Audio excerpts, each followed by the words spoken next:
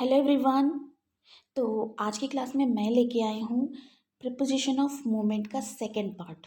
जो first part है मैंने उसका लिंक वीडियो के डिस्क्रिप्शन में मैंने दे दिया है। आप वहाँ से जाके चेक कर सकते हो। मेरे अदर वीडियोस का जो वो भी मैंने प्रोवाइड किया है डिस्क्रिप्शन में, चेक कर सकते हो, देख सकते हो आपके नॉलेज गेन करने के लिए।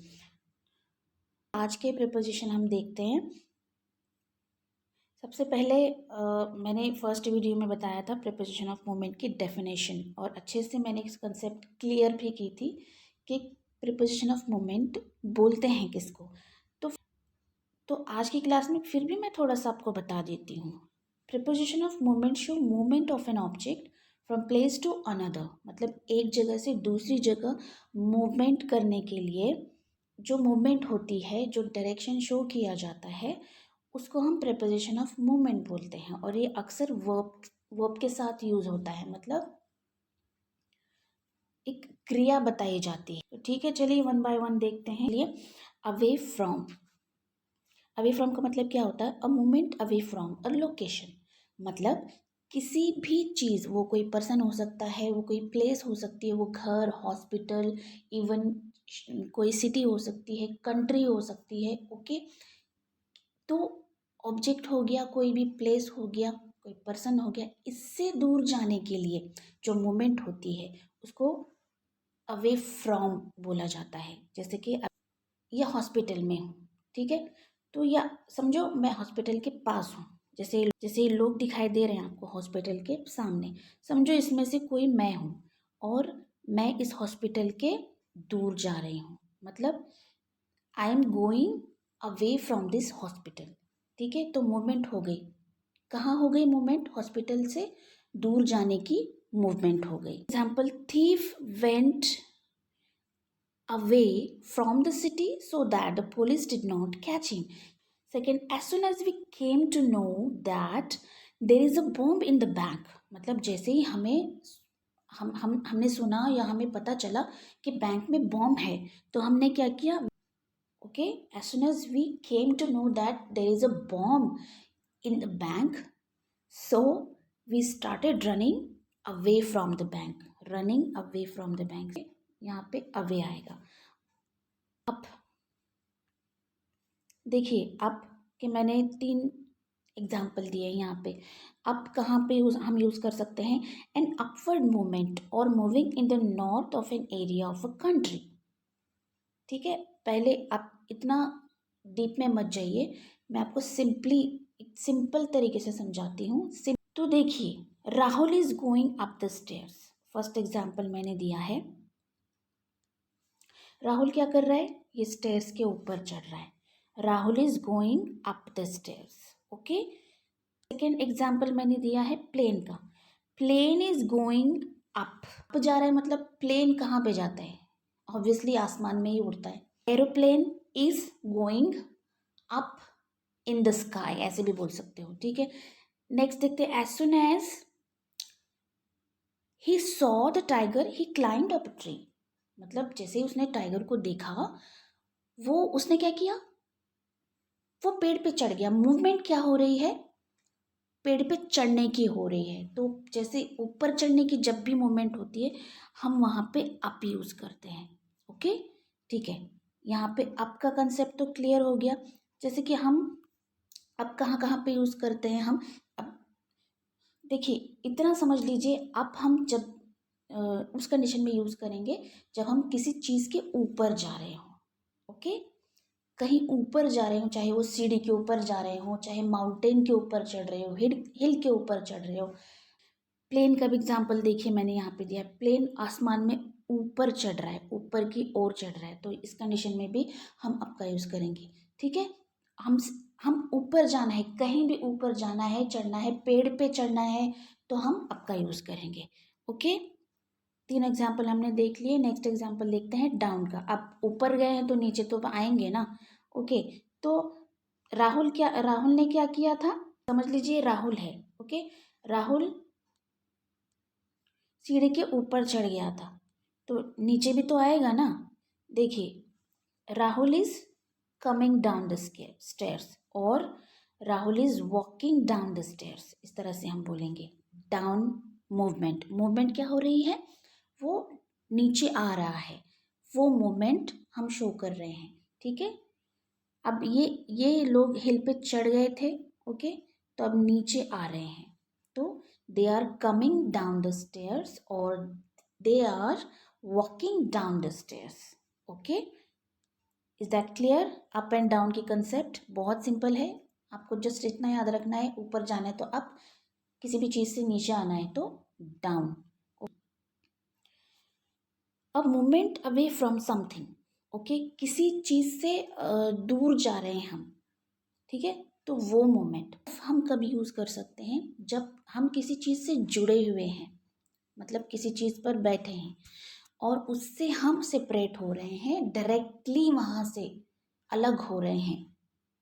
बात को समझिए, डायरेक्टली हम अगर किसी चीज़ से अलग हो रहे हैं, सेपरेट हो रहे हैं, तो इस कंडीशन में हम ऑफ यूज़ करेंगे।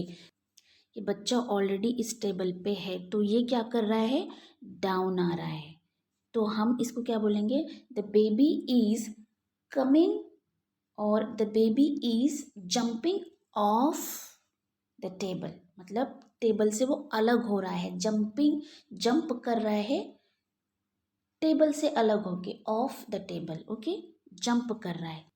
अब कैट भी यहाँ पे क्या कर रही है, कैट भी टेबल पे बैठी हुई थी, ओके, यहाँ पे बैठी हुई थी कैट, और ये डायरेक्टली इस टेबल से डिस्कनेक्ट हो रही है, सेपरेट हो रही है, किसके थ्रू, जंपिंग के थ्रू, जंप कर रही है, तो हम इसको क्या बोलेंगे, the cat is jumping off the table, okay. Is that clear?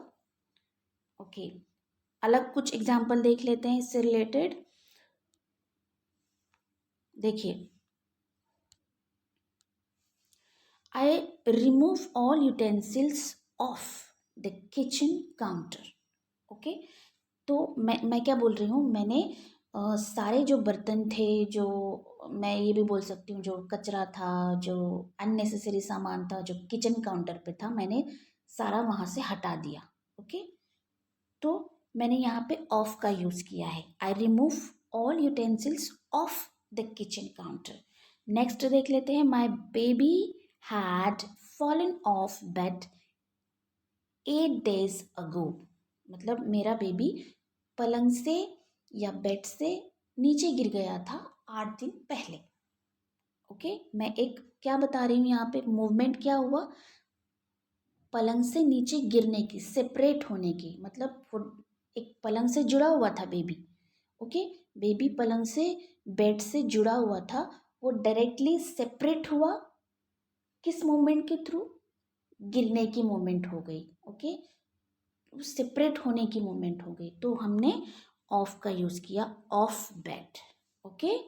जैसे कि जैसे अगर मुझे बोलना है, I fell off bed last night, मैं ऐसे भी बोल सकती हूँ, मैं लास्ट नाइट मतलब कल रात को मैं बेड से गिर गई, आई फेल ऑफ मतलब बेड से मैं सेपरेट हो गई। मूवमेंट ऑन और beside a straight line, okay. देखिए ये इमेजेस देखिए, अब ये मैन क्या कर रहा है, ये रोड पे चल रहा है, ठीक है, बट रोड के साइड में चल रहा है, ना कि रोड पे चल रहा है। हम इसको ऐसे भी बोल सकते हैं, the man is walking on the road, but ये कुछ सेंस सही नहीं होगा, क्योंकि ऑन द रोड का जो मीनिंग निकल करके आता है, टेक्निकली तो सही है, बट हम ऐसे इंग्लिश में बोल नहीं सकते। ऑन द रोड मतलब हम बीच बीच में से थोड़ी चलते हैं, बीच में से तो गाड़ियाँ वगैरह चलती हैं, जब हम ऑन फुट जाते हैं तो रोड के साथ साथ चलते हैं, उसके किनारे से चलते हैं, राइट। तो इस सिचुएशन में, इस कंडीशन में हम इंग्लिश में ऐसे बोलेंगे इस सेंटेंस को, ये आदमी क्या कर रहा है, किनारे से चल रहा है, ये भी चल रहा है बट समंदर के साथ साथ चल रहा है, यहाँ पे समंदर चल रहा है, यहाँ पे ये आदमी चल रहा है, इसके बिसाइड में चल रहा है, इसके किनारे चल रहा है। मैन इज वॉकिंग और running, going along the sea, ocean, lake, river, etc. Okay, man is walking along the road, मतलब ये रोड है, इसके साथ साथ चल रहा है ये, ओके, इसके साथ साथ चल रहा है, इस कंडीशन में हम along with यूज करेंगे. Is that clear? देखते हैं across. A movement from one side of something to its other side. मतलब किसी चीज को पार करने के लिए सिंपली आप सिंपली समझने के लिए, आप याद रखने के लिए जस्ट समझ लीजिए, किसी भी चीज को क्रॉस करने के लिए हम अक्रॉस का यूज करते हैं. जैसे कि आपने बहुत बार सुना होगा, रोड क्रॉस करने के लिए, ब्रिज क्रॉस करने के लिए, नदी क्रॉस करने के लिए हम अक्रॉस का यूज करते हैं.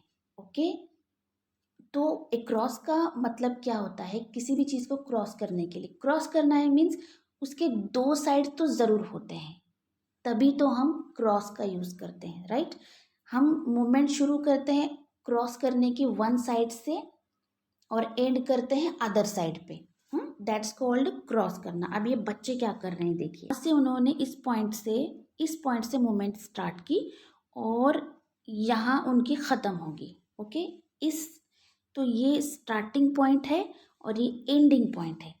तो ठीक है, तो इसीलिए हम रोड के लिए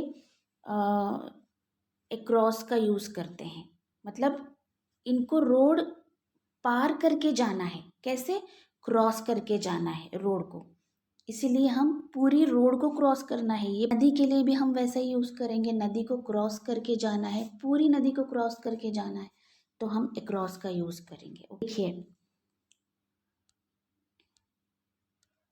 यहाँ पे देखिए, she drew a line across the paper. ये ओके, सपोज ये मेरा एक पेपर है.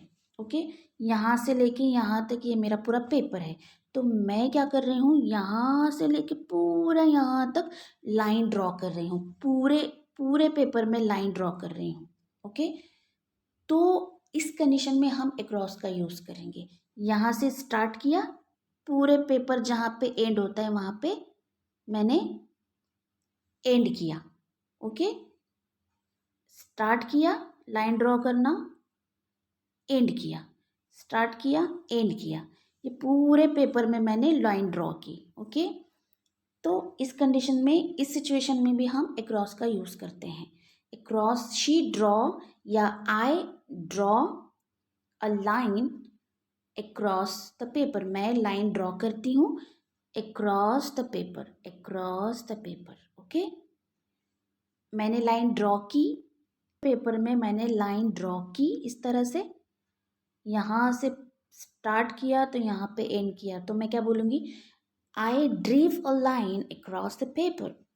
उसने लाइन ड्रॉ की, she drew a line across the paper.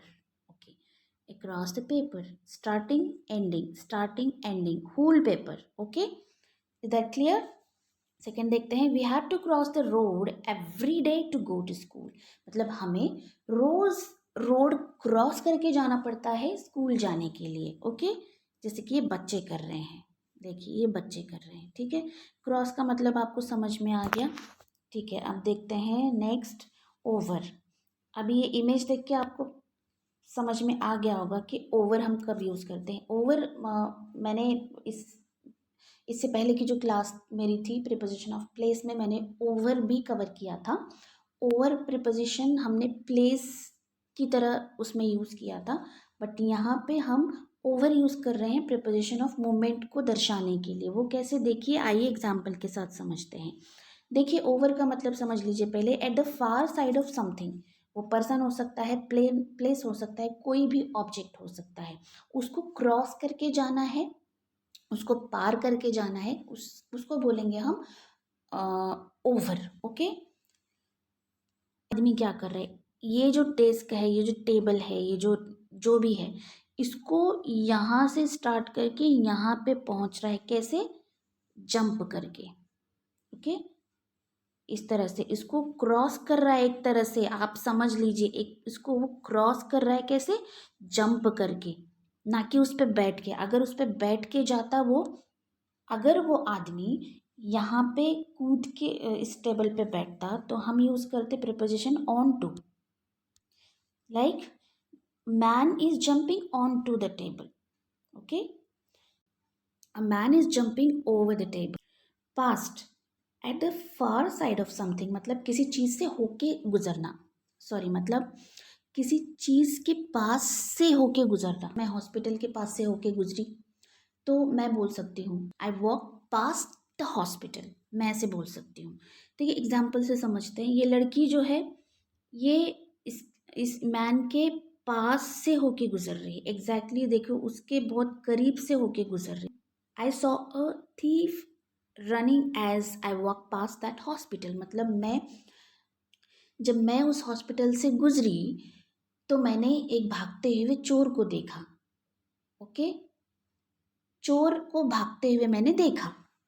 ठीक है, अब सेकंड देखते, she didn't even see me as she walk past me.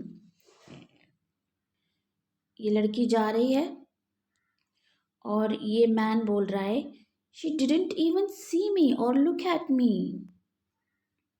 As she walk past me, जबकि वो मेरे पास से गुजरी, बिल्कुल पास से गुजरी। ठीक है, पास्ट का यूज हम इस तरह से कर सकते हैं। Through a movement one side of something to its other side.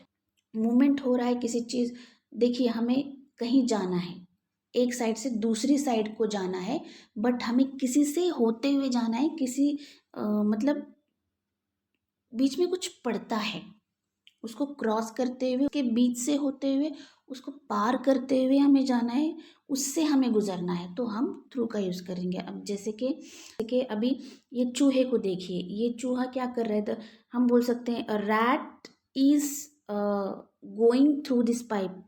ये अब अज्यूम कर लेते हैं ये एक पाइप है, ठीक है, जो भी है।